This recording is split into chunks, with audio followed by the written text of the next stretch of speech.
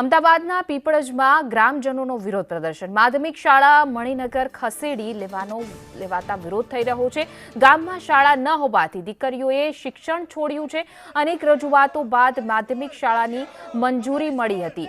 નવા શૈક્ષણિક સત્રથી પ્રવેશ ન મળતા વાલીઓમાં રોષ જોવા મળ્યો છે। સરકારી કાગળમાં શાળાને ભાડાની જગ્યા બતાવાઈ, ભાડાનું બિલ્ડિંગ બતાવી શાળા મણિનગર ટ્રાન્સફર કરાઈ છે। પીપળજ ગામથી મણિનગરની શાળા 8 કિલોમીટરના અંતરે છે। શાળાની 1500 ફી સામે આવવા જવાનું ભાડું પણ મોંઘું થઈ રહ્યું છે। વિદ્યાર્થીનીઓ પણ હેરાન પરેશાન છે। પીપળજ ગામના લોકોનો સ્કૂલની માંગ સાથે વિરોધ છે।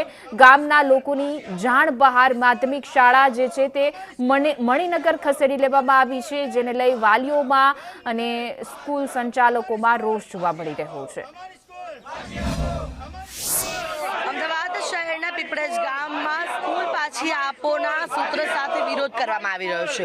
આ વિરોધ એટલે થઈ રહ્યો છે કે આ ગામની અંદર જે પ્રાથમિક સ્કૂલ છે તે સ્કૂલની અંદર માધ્યમિક જે શિક્ષણ શરૂ થાય તેવી માંગ ઘણા સમયથી કરવામાં આવતી હતી, પરંતુ તંત્ર દ્વારા આ લોકોને માધ્યમિક સ્કૂલની મંજૂરી તો આપી, પરંતુ ત્યારબાદ જ્યારે અહીંયા એડમિશન લેવા માટે આવ્યા ત્યારે ખ્યાલ આવે છે કે આ જે માધ્યમિક સ્કૂલ માટે આ પીપળજ ગામથી 8 કિલોમીટર દૂર મણિનગર ખાતે પીપળજ પ્રાથમિક સ્કૂલ બનાવી આપવામાં આવી છે। અને અમારી સ્કૂલ જે અહીંયા મંજૂર થયેલી હતી તે આ લોકો બીજે લઈ ગયા છે, એના માટે અમારા વિરોધ પ્રદર્શન છે। અમારી છોકરીઓને બહાર લઈ જવામાં તકલીફ પડે છે, બહાર ભણવા જવામાં અહીંથી 10-10, 15 કિલોમીટર જવાનું હોય એટલે બેબીઓના ડરની હિસાબથી અમારી છોકરીઓ જે 8મા ધોરણમાં અહીંયા ભણી એ અત્યારે બહાર ઘરે બેસી રહી છે। 9મા ધોરણના આગળ પ્રવેશ મળી શક્યો નથી।